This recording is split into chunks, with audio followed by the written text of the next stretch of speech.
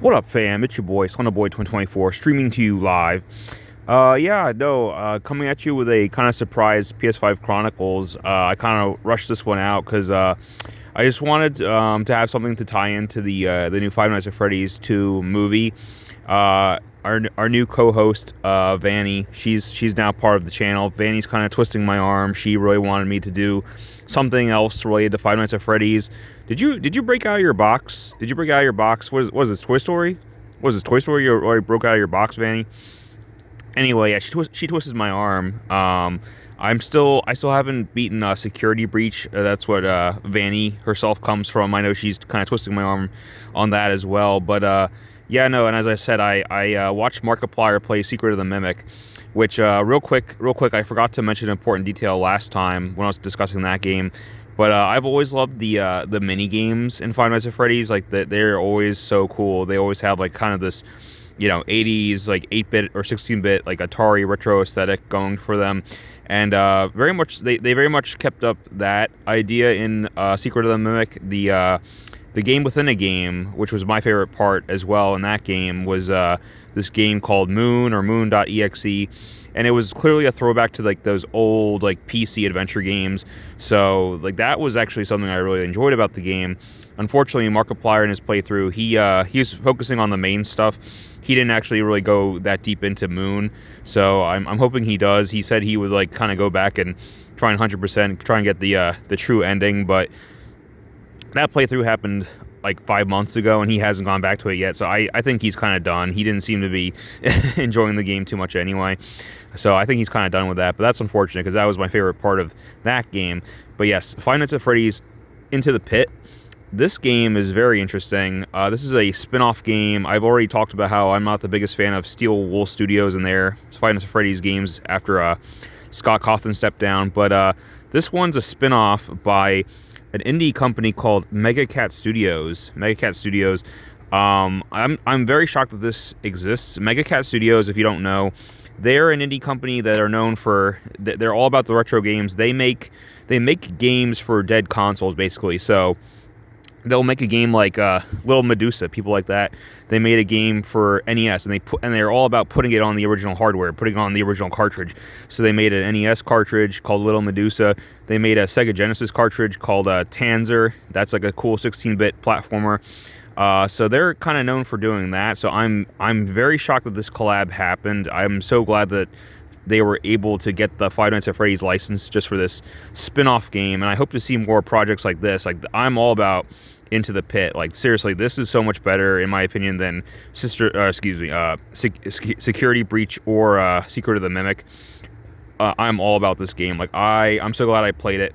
I heard nothing about it because such a small game. It's a spin-off game. I'm surprised it got a physical release at all.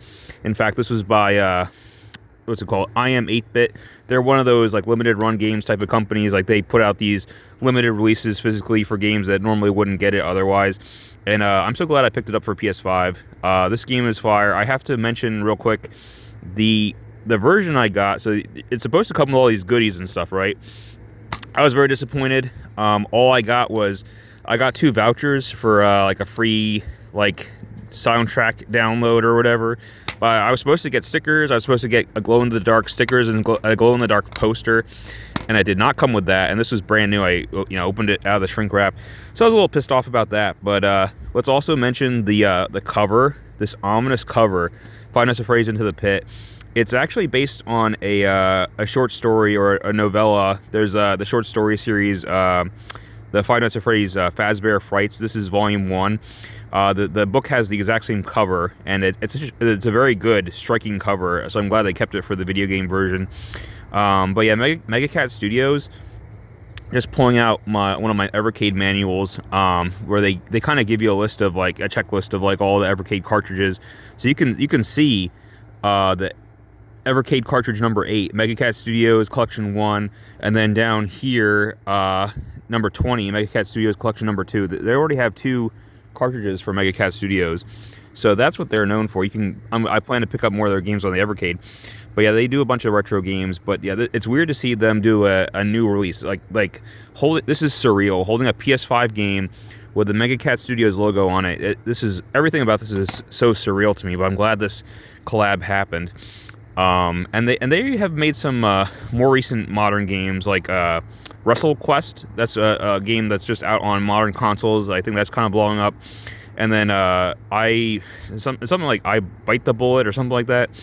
But yeah, check them out. And I know Vanny's giving me a dirty look. I plan to play Security Breach and the Ruin DLC. I have to get to that as well. I got the game on Switch originally. I don't think the Ruin DLC ever came to Switch, so I have to kind of either repurchase it for PS5 or something, or Xbox or something. But that's on the agenda at some point. And then I have this. I don't know if you guys deserve this. This is like a special treat. I don't know if I should show you guys my my new handheld or not. This would be such a wild shadow drop if I, show you what's inside this box in my Five Nights at Freddy's Into the Pit review.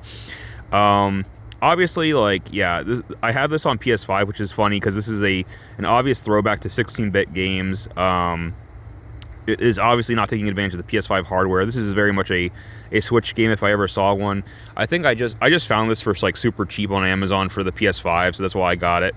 And I thought it would be kind of funny to do a PS5 Chronicles on such a simple looking game. Like, you can look at the graphics are very, very simplistic, but they're very stylish. They're very atmospheric. There's actually a game, it's called, Lone Survivor back in the day. It was basically a 2D Silent Hill, but and it had 16-bit graphics. Like, it looks very much like this. So I do recommend Into the Pit for Lone Survivor fans. This might be shit. I don't know. Like I said, I tried Security Breach and I enjoyed it, but I kind of got bored and dropped it. I never finished it. Into the Pit, I love this game. And I'm so sad that people aren't talking about this game. I love this game so much. I beat it already. I beat it a couple times. I got a couple of the different endings. I'm working on getting the true ending, quote unquote. I'll talk about that in a second. But I've been having some some issues with that. But yeah, Into the Pit, like I said, it's based on a short story or a novella, if you will. And yeah, plot-wise, there's not a ton here, but it's interesting. Basically, our main character, Oswald, or Oz for short, he's having like kind of a boring summer. He's hoping something interesting will happen, and boy, does he get his wish. So long story short, this terrifying yellow bunny animatronic pops out of the ball pit. It grabs his dad and kidnaps his dad, and then it basically switches places with his dad, because this animatronic can take on human form, but it still has like kind of the eerie glowing eyes.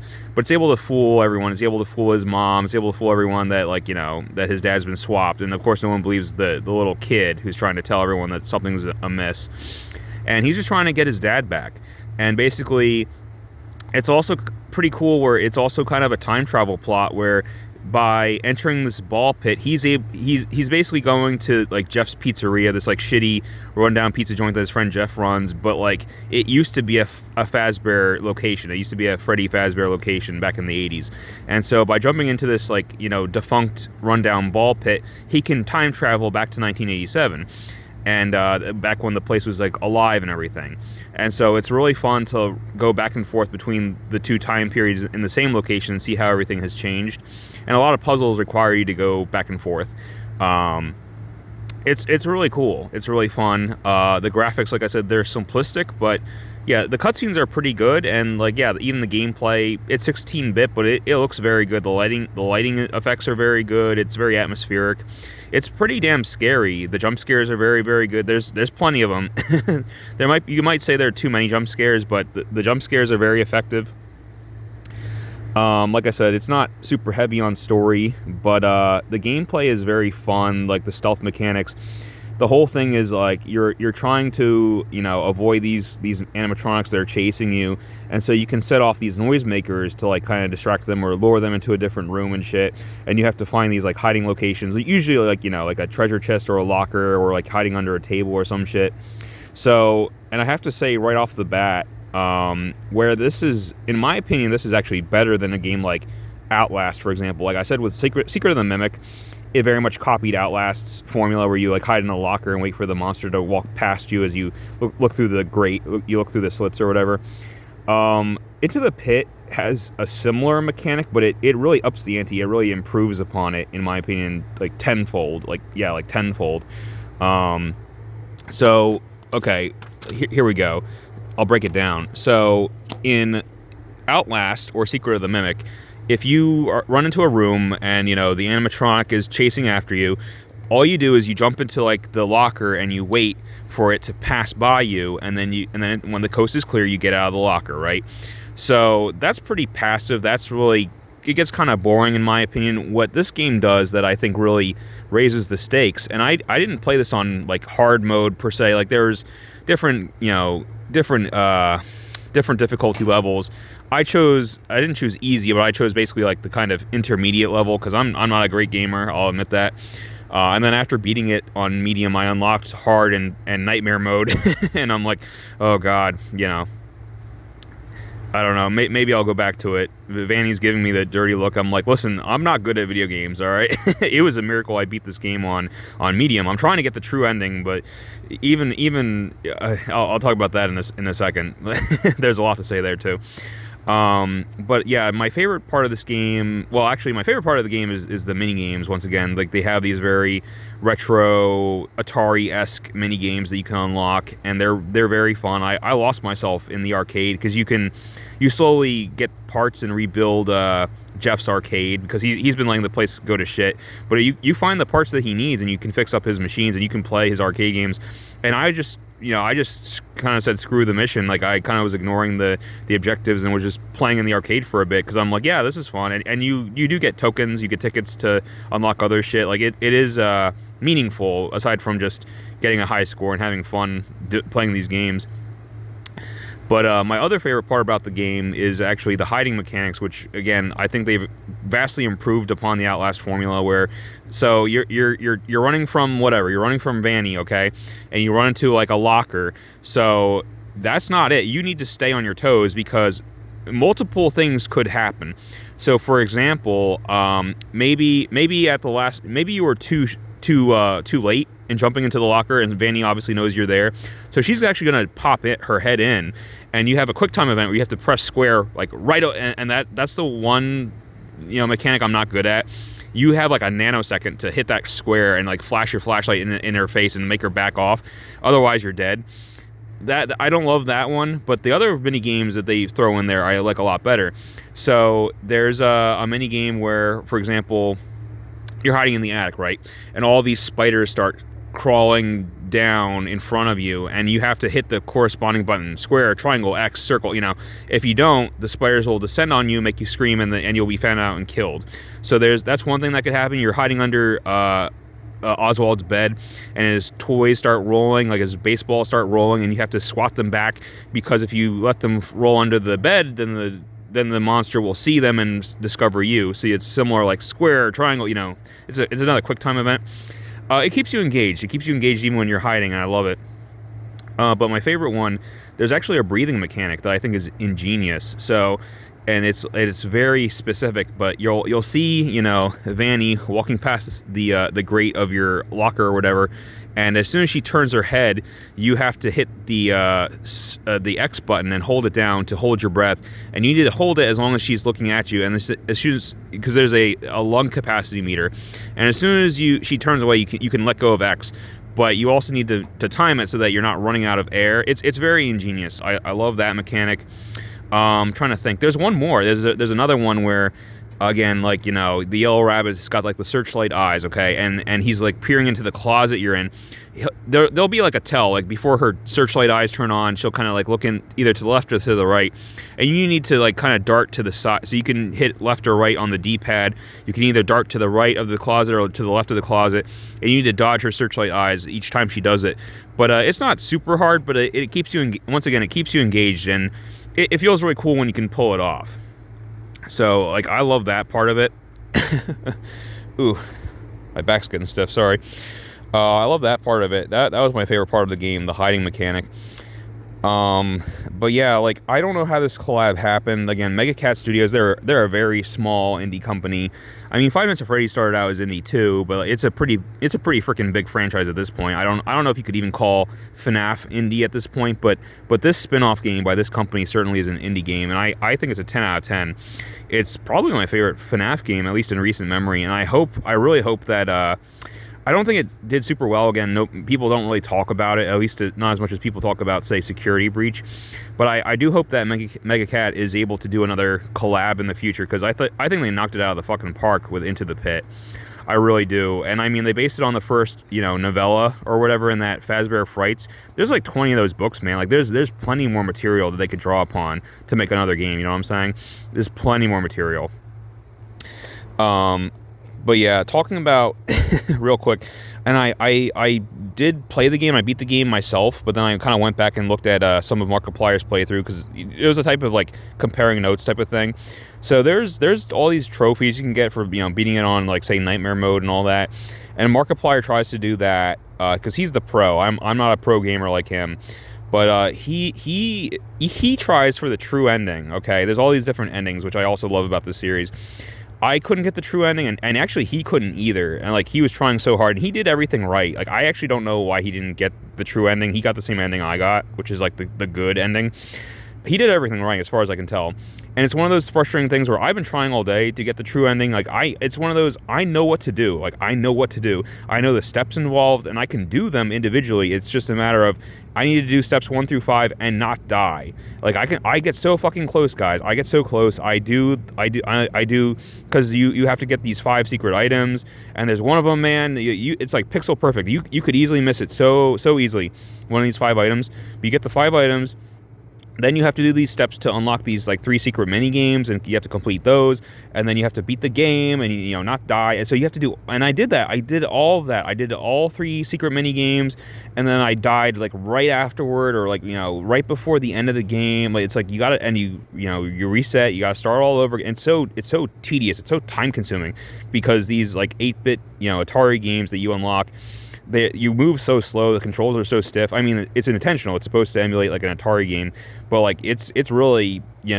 tedious to do them over and over again when you keep dying all the time. It's fucking annoying is what it is. So I don't know if I'll ever get the true ending. Vanny's judging me. Listen, Vanny, I'm bad. You play it, Vanny. You want to beat Nightmare mode? You want to get the true ending? You beat it. You play it. Okay, I'm bad at video games. I'm sorry. I'm doing the best I can, chat. It's a miracle I beat this game at all. It's a relatively short game, but again, there's different endings. So if you go for like the true ending and stuff, I could easily see you getting like 14 hours, 20 hours of gameplay out of this. So I do think it was worth it. I do think it was worth like the physical release on PS5. Obviously, it's not a very powerful game, but it's a really cool indie release, and I highly recommend it. If you haven't heard of it, you can check it out. I found this super cheap. I found it for like $20. So, again, it's priced accordingly. Do you guys deserve this? I'm gonna try and get this to work. My PlayStation Remote Player. Give me a minute. Let me try and get this thing running.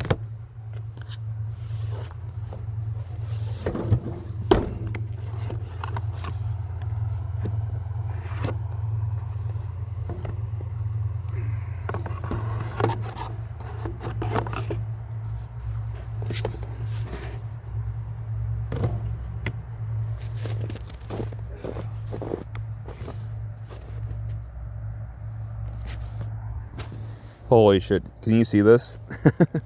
Can you see this? Holy shit. Try and zoom out a little bit. Holy shit. Can you see this?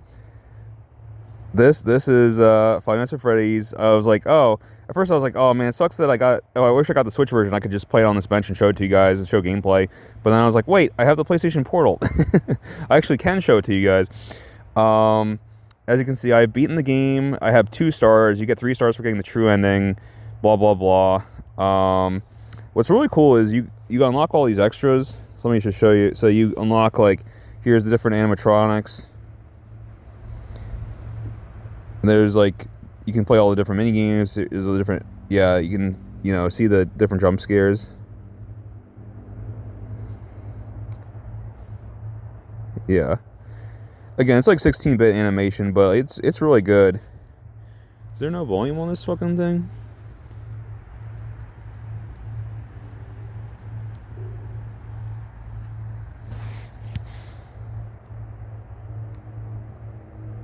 Oh man. Oh yeah, and that's pretty gruesome.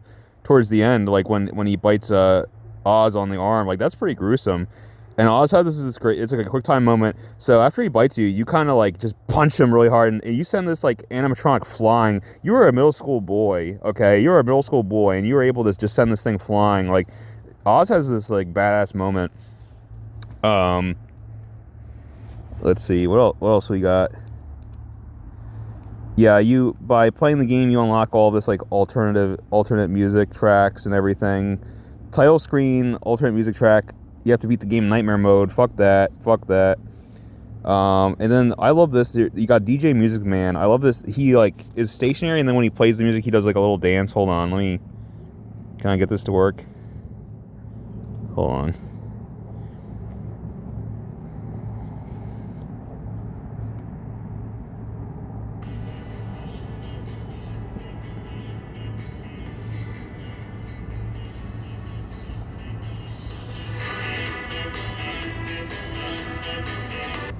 Yeah, and then he's stationary. Yep. He's grooving. Stationary. I love that. Is there like another?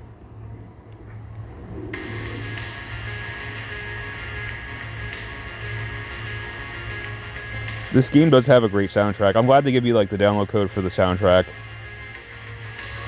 Hell yeah. Hell yeah. And I love, yeah, you can pause them. Yeah. Man, no, this game is sweet. This game is really sweet. I'm trying to adjust the volume. Anyway. Let's look at some of the achievements, or trophies rather. Yeah, well, let's look at the animatronics real quick. You got, there you go. You got Chica, Bonnie, Freddy, Golden Rabbit, and you can actually, it shows you the jump scare that they come with. Yep, there you go. So there's that. Let me show you the rabbit's jump scare real quick.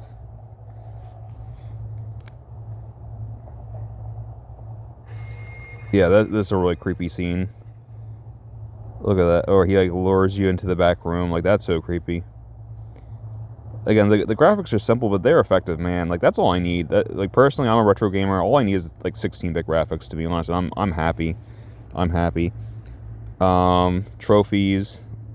So I will never get the platinum. And this is why I hate achievements. I used to like achievement hunt. I hate it because some of these get so ridiculous, and you only need to be denied that platinum. You just need that one achievement that's like impossible. And so I was doing some crazy stuff. Like, look at this shit. You know, trip 20 times, I did that. Trip 100 times, that's an achievement. Trip 100 times. Yeah, it's got like the Smash Brothers Brawl mechanic where if you're running, you'll just randomly trip over. So that's always fun, right? You know, fuck with the light switch 10 times. I can do that. But look at this.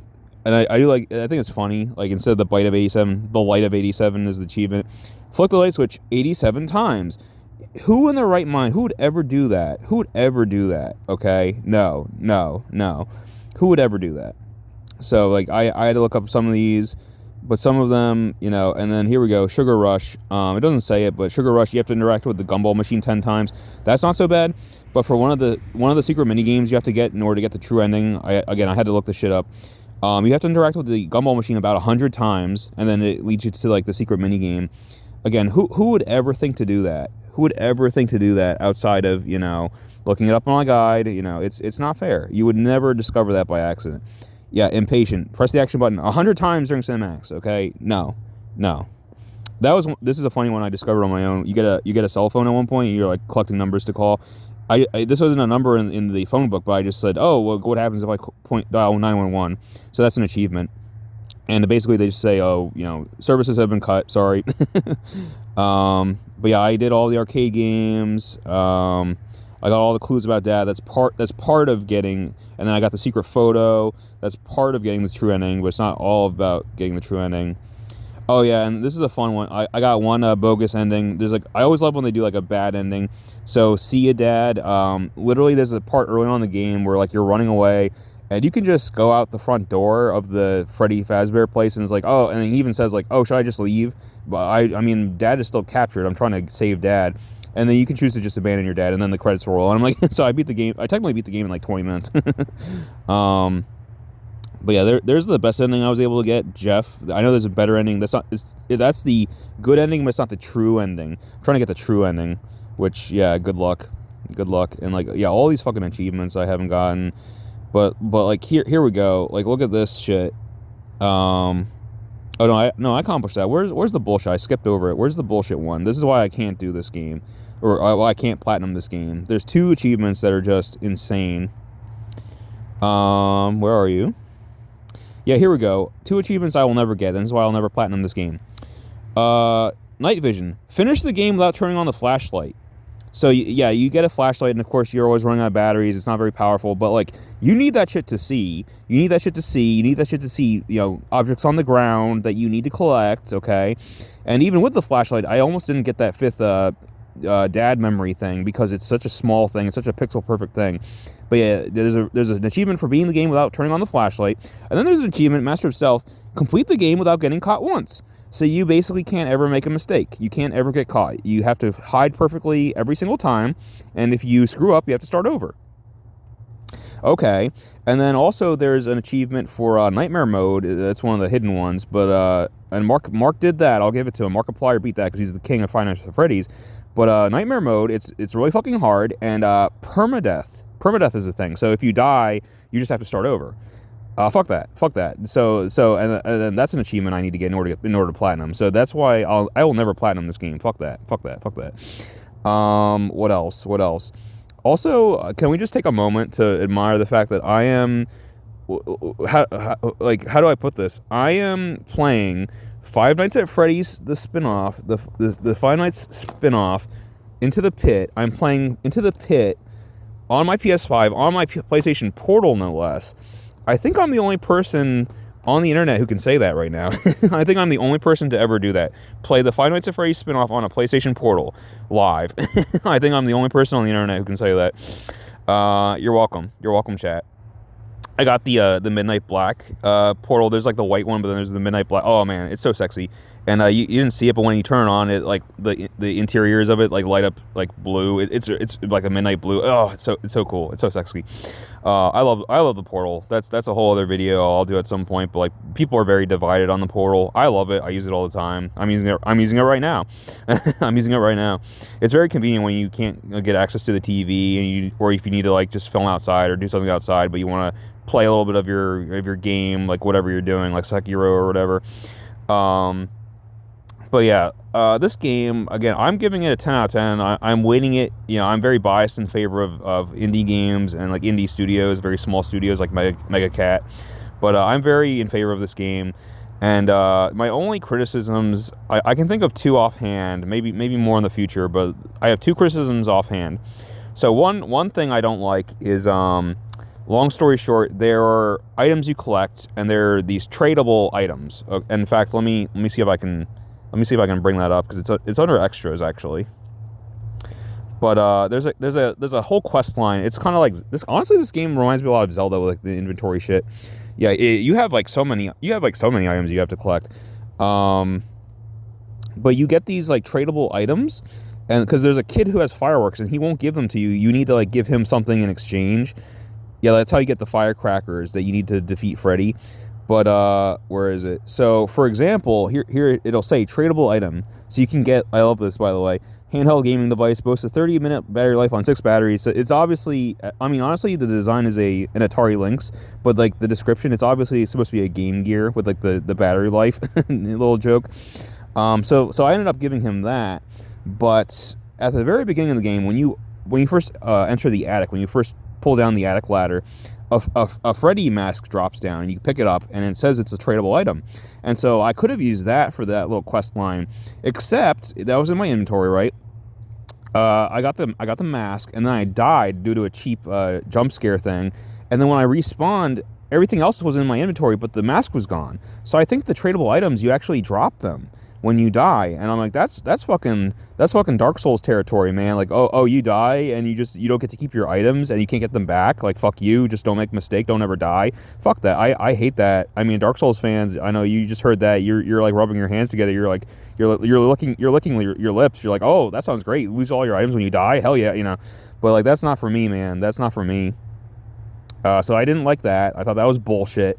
There's some bullshit deaths, honestly. There's some bullshit, and especially when you ramp up the difficulty. That's why I'm not looking forward to Nightmare mode. I saw the pure hell that Markiplier went through to beat Nightmare mode. I'm like, I'm not a fan of that shit.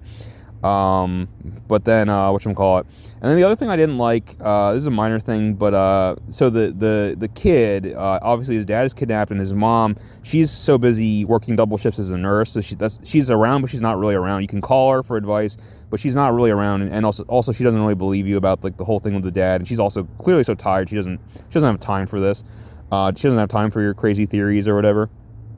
But another family member is often talked about, the grandma, who's like lives nearby. They keep on saying like the grandma lives nearby. We can't move to a different town, even though this town sucks and dad just lost his job. We can't move to another town because grandma's nearby. We need to stay near grandma. Grandma's house is right nearby. And I'm like, okay. Like as soon as they said that, I'm like, okay. At some point, because the game isn't just limited to Freddy's. Like you travel not just through time, but throughout the town. You go to the school, you go to the library, you go to his house. So I'm like, okay, of course, at some point, Grandma's house will be on the map. Like you're gonna go to Grandma's. Like when are you gonna go to Grandma's and get her help? Never happens. Never happens. I'm like, well, what was the point of bringing up Grandma all those times? Like I thought for sure that she would factor into the story at some point. Nope, never does. Maybe in the original book she appears or plays a bigger role. Maybe she was supposed to appear in this game and got cut for time. Who knows? But I thought that was like kind of weird that they just mentioned this character very often, but she never actually factored into the story, even though they kept on saying her house is right nearby. I'm like, well, can we go to Grandma's house? Like, I don't know. That would have been fun. Like one more location to visit besides like a couple of the other locations you go to. And like some of the locations are pretty, superficial. Like for example, you can go to the mill that your dad used to work at, the rundown mill, and like that's a location that's totally rife for jump scares. Like that's a spooky location, an old abandoned mill that has like this this tragic history and all that. But like when you go to the mill, you only go to like the trash compactor, because you have a quest line where you have to throw out some trash, and then you have to dig through the trash later, and that's it. You just go through the trash at the front of the mill. You don't actually go inside the mill. You don't go inside the building. So like I thought that was kind of a waste. And there's a couple things like that where I'm like, oh, maybe because of budget, maybe because of time, they couldn't do such and such. They had to cut such and such thing, but it would have been cool to explore that location. But yeah, I think that's about it. I've rambled on long enough. If you haven't heard of this game, Five Nights at Freddy's is a huge series, obviously, and yeah, right there, that's the question mark. That's where the mask would go. And I did collect it, but then I died, so I guess it didn't count as far as this like inventory list. But I got that mask, goddammit, and it should have stayed in my inventory. I think it was a glitch. Anyway, but yeah, Five Nights at Freddy's is huge. But this game, as a spinoff, I guess, is very, very much swept under the rug, and it doesn't deserve to be. Like, don't let the primitive graphics fool you. Like, please pick this game up, especially if you can find it on sale for cheap, like for $20 or less. Into the Pit, it's just as good as any of the other Five Nights at Freddy's games. In fact, it's currently my favorite game in the series. It really is. What else? It's very different. It's a side scroller. It's more of an adventure game, similar to Zelda. But just like Security Breach has like a brief section where you are in the booth, just like in FNAF 1, and you're doing the Five Nights at Freddy's thing with the security cameras.